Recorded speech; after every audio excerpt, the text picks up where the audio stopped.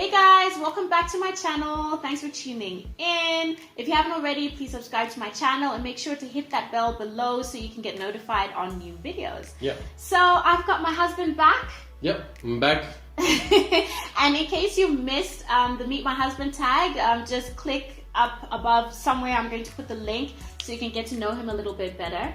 So today we're going to be chatting about long distance relationships. So we were in a long distance relationship for 6 years. 6 years, yeah. Yeah, UK, Joburg, like two completely different like sides of the world. You couldn't get there on a bus. You couldn't, it was proper like flying to this city, connecting here, jumping on an underground, then jumping on a train, then jumping on a bus. A lot of you have asked about, how we ended up in long distance, how we managed to do it. People in real life really don't even, like when we talk to people and they're like, you did that for 6 years? You didn't see each other for 6 years? Like, no, we saw each other. Yeah, we saw each other. So when we first started, we just finished matric.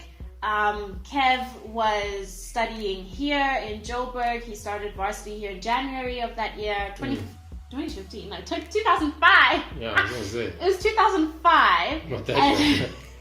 And then 05.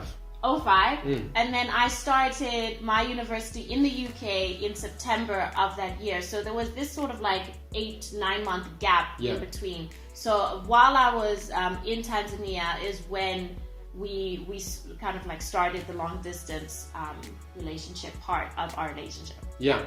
When we started, it was just emails. Yeah, it was just and phone emails, MSN Messenger. Yeah. SMSs, and then just phone calls. Yeah.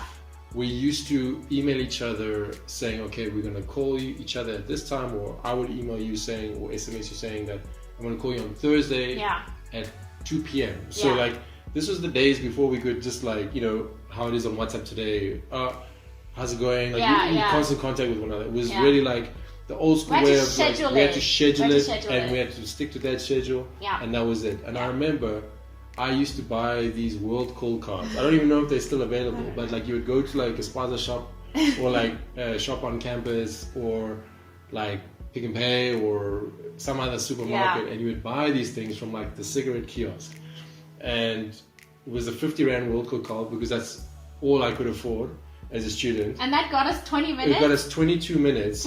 22 minutes once a week. Yeah. That we would like speak to each other on the phone. And then we would maybe email each other every second or third day. Yeah. And maybe an SMS or so once a week. Yeah. That's what we had when we started. I remember I always had to get onto campus because I lived on campus, but like campus central. I had to get there and schedule the time and be like, okay, I'm going to go to the call box at this time and then I'm going to call you. I always had to get there like maybe about 10-15 minutes before just to make sure that I've got that, that box. Like that's what we had to do. We had to like be very, I guess, militant about it. Like it was at a set time and it was going to be speak to each other for this long. And we stuck to it. We stuck to it.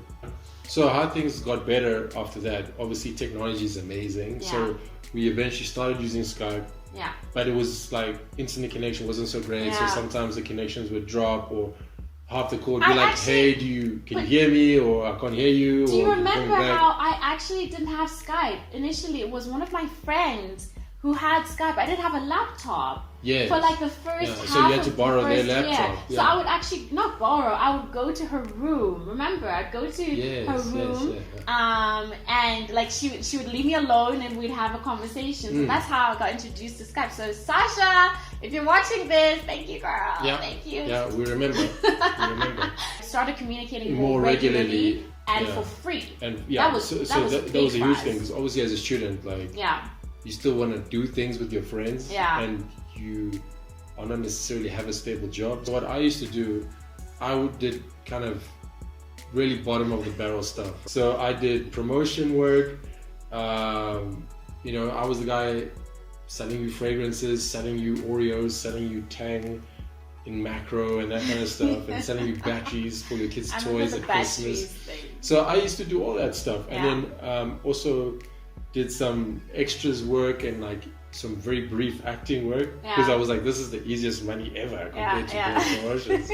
So I was like a waiter on Igoli I was in like a couple of like commercials, like just in like doing like a quick scene. You guys like won't recognize me cameo. if you went back because I look very different now. He looks very different. But our philosophy when we were doing the whole long distance, at least by then, this was like maybe a year and a half, 2 years into long distance, and we were just like, okay, you know, we need to treat our relationship like a normal relationship. So even if we were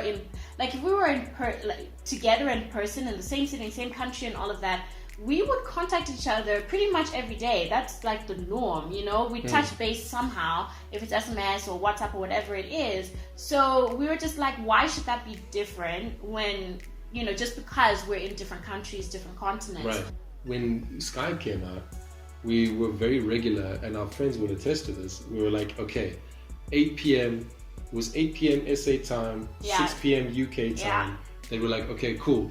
We're going to speak to each other this time no matter what. Yeah. So that was really key for us, that, you know, we picked a time that worked for both of us. So, you know, like you said, like 8 o'clock SA time, 6 p.m.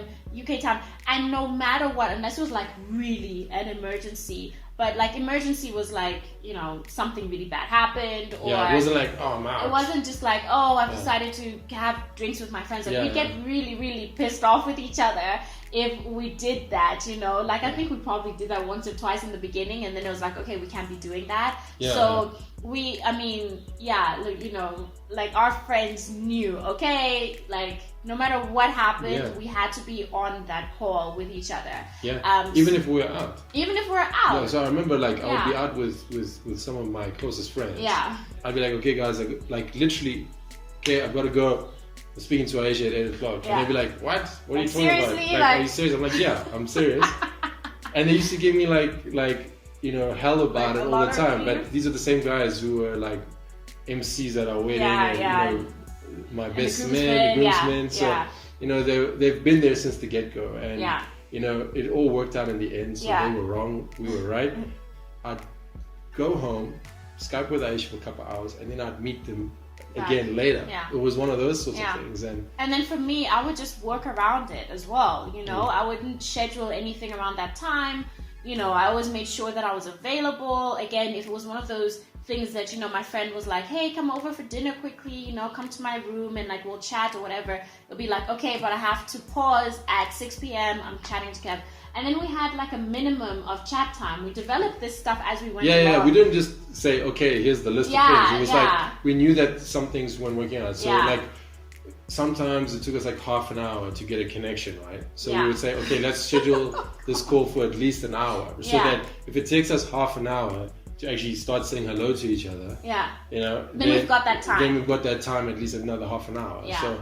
And then if we get on the rare day, because this was like when internet connections were like super bad, and there wasn't any video calls, it was just audio. So we would say like, okay, you know, if we did get that initial connection, like, hey, okay, cool, like, let's take advantage of this, because it could cut out at any time. Like halfway through, end of it, beginning of it. So we gave ourselves a good hour to like, okay, this hour is for us. This is us catch hour. Whether we're trying to speak to each other or speak to each other or whatever it is, we always try 1 hour. So that was like a massive rule for us. So that was on a daily. And then another thing that a lot of people are like, oh, so you went 6 years without seeing each other, or you'd see each other once a year. It's like, no, we saw each other every single holiday. Every 3-4 months. Easter, summer break, winter break, Christmas or whatever. We made a plan for at least like a week, 10 days or whatever it was, whatever we could do.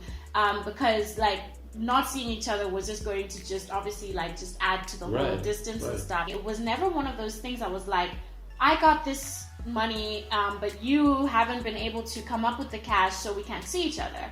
It was always like, okay, say the ticket costs, say 1,000 Rand. I know it doesn't cost 1,000 Rand now, but say it costs 1,000 Rand and I was only able to get 600 Rand.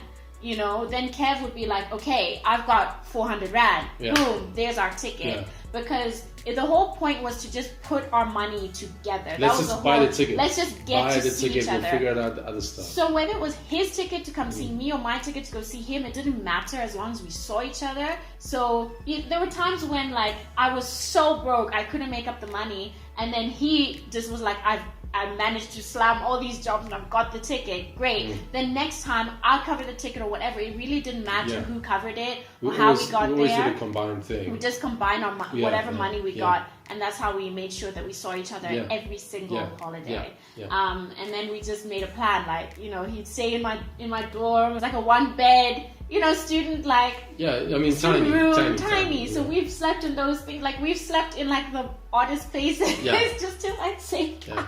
Yeah, that's a whole other just story. to see each other, you know. So then after I, you know, got my degrees in the UK and graduated and Kev was finished, he started working here.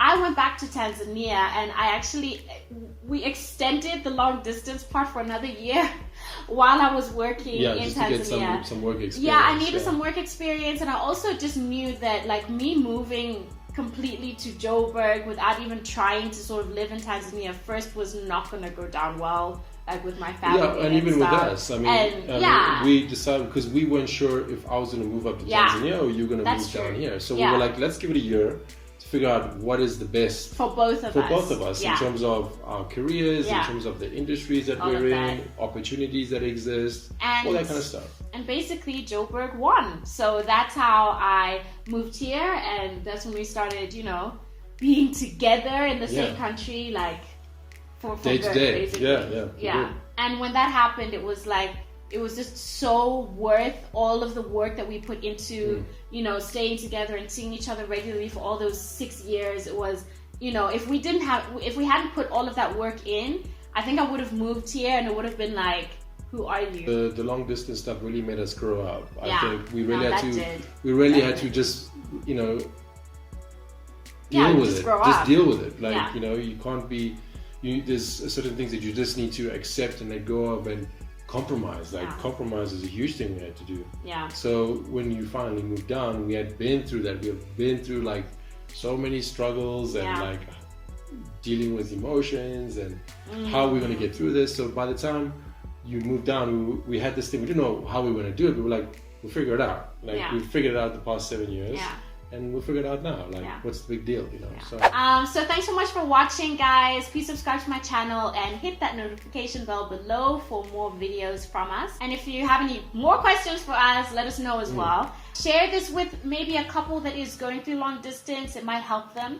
And yeah, thanks again to my lovely hubby for joining me today. Thanks for having me. Yeah, so we'll see you in the next video, guys. Bye. Ciao.